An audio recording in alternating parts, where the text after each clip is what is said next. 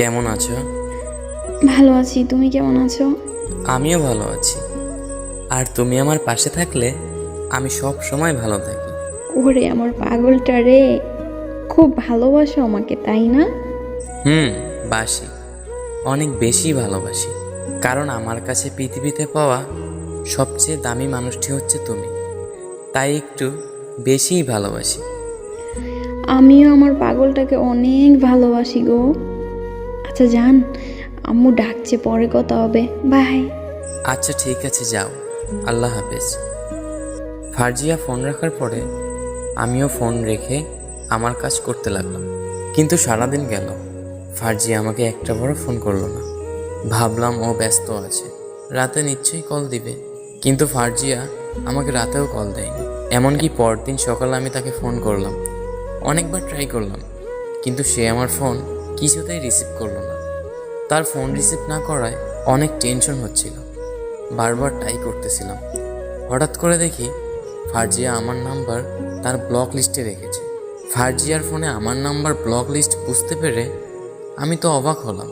অনেক ট্রাই করেও সেদিন তার সাথে আমি কথা বলতে পারিনি। হঠাৎ করে আমার এক বন্ধুর নাম্বার থেকে তাকে আমি ফোন করলাম। হ্যালো। জি, কে বলছেন আপনি? বাহ, আমার ভয়েসটাও চিনো না বুঝি? ও আচ্ছা, রুহান। এতবার ফোন দিচ্ছ কেন? এতবার ফোন দিচ্ছি মানে? কি হয়েছে তোমার? হঠাৎ করে যোগাযোগ বন্ধ করলে কেন? বাসায় কি কোনো সমস্যা হয়েছে? না, কোনো সমস্যা হয়নি, এমনি আমার ভালো লাগে না, তাই তোমার সাথে যোগাযোগ বন্ধ করে দিয়েছি। এটা কেমন কথা বলছো ফারজিয়া? তুমি ভুলে গেছো আমাদের ভালোবাসা? দেখো রোহান, এত কিছুর উত্তর আমি তোমাকে দিতে পারবো না। আর হ্যাঁ, আমাদের মাঝে যা ছিল বলে যাও সব কিছু। আচ্ছা ঠিক আছে, সব কিছু তো তুমিই বললে, আমার আর কি বলার আছে? কারণ একা একা তো আর ভালোবাসা হয় না, তাই জোর করবো না তোমায়। জোর করে বেঁধে রাখা যায়, কিন্তু ভালোবাসা পাওয়া যায় না। আমার কথা শেষ করে আমি ফোনটা রেখে দিলাম। কিন্তু হঠাৎ করে তার এত চেঞ্জ, আমি কেন জানি কিছুতেই মানতে পারছি না। যে আমাকে এত ভালোবাসতো, যে আমার জন্য পাগল ছিল, সে কিভাবে এতটা পাল্টে গেল?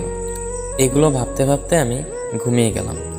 ঘুম থেকে উঠে হঠাৎ করে তার কথা কেন জানি ভীষণ মনে পড়ছিল। কিন্তু এত কিছুর পরে নিজের ভিতর কেন জানি তার প্রতি একটা রাগ সৃষ্টি হয়ে গেছে।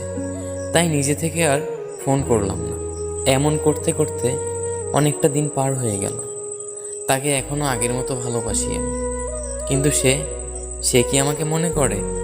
এগুলো ভাবতে ভাবতে হঠাৎ অচেনা নাম্বার থেকে আমার ফোনে একটা ফোন আসলো। কেমন আছো রোহান? ভালো আছি, আপনি কেমন আছেন? চিনতে পারছো আমাকে? আমার ভালোবাসাটা তো আর আপনার ভালোবাসার মতো ছিল না, যে ভয়েস শুনে চিনতে পারবো না। যাই হোক, বললেন না তো কেমন আছেন? ভালো ছিলাম না এতদিন, কিন্তু এখন ভালো আছি। ও আচ্ছা, হঠাৎ 6 মাস পর আমাকে ফোন করলেন, কিছু কি বলবেন? কি আর বলবো তোমাকে, কিছু বলার মতো সাহস পাচ্ছি না। এত ভাবতে হবে না, কি বলবেন বলেন। রোহান, তোমার জীবনে আমি আবার ফিরে আসতে চাই। আগের মতো তোমার ভালোবাসা নিয়ে ভালো থাকতে চাই। প্লিজ তুমি আমাকে ফিরিয়ে দিও না। আমি জানি আমি তোমার সাথে অনেক অন্যায় করেছি, তোমাকে অনেক কষ্ট দিয়েছি, যা এখন আমি বুঝতে পারছি। আমি জানি আমাকে ছাড়া আপনি ভালো নেই, কারণ এই পৃথিবীতে সত্যিকারের ভালোবাসার খুব অভাব। আমার মতো করে আপনাকে কেউ ভালোবাসতে পারেনি, তাই আমার কাছে ফিরে আসা, তাই না? না রোহান, তেমন কিছু না। আমি আমার ভুল বুঝতে পারছি। আমাকে এগুলো বলে লজ্জা দিও না প্লিজ। ঠিক আছে, বললাম না কিছু, কারণ কিছু কথা না বলাই ভালো।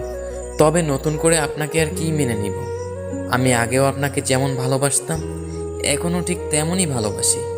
কিন্তু আমি আপনাকে এত ভালোবাসার পরেও আপনি একবার ভাবলেন না আপনাকে ছাড়া আমি কেমন থাকব। জানেন, প্রত্যেকটা মুহূর্তে, প্রত্যেকটা সময় পাগলের মতো আমার মাঝে খুঁজেছি আপনাকে। ভালো ছিলাম না আপনাকে ছাড়া। থাক, এত কিছু বলতে চাচ্ছি না আপনাকে। আপনি যে আপনার ভুল বুঝতে পেরেছেন, এতেই আমি অনেক হ্যাপি। আচ্ছা এখন রাখছি, একটু ব্যস্ত আছি, পরে কথা হবে।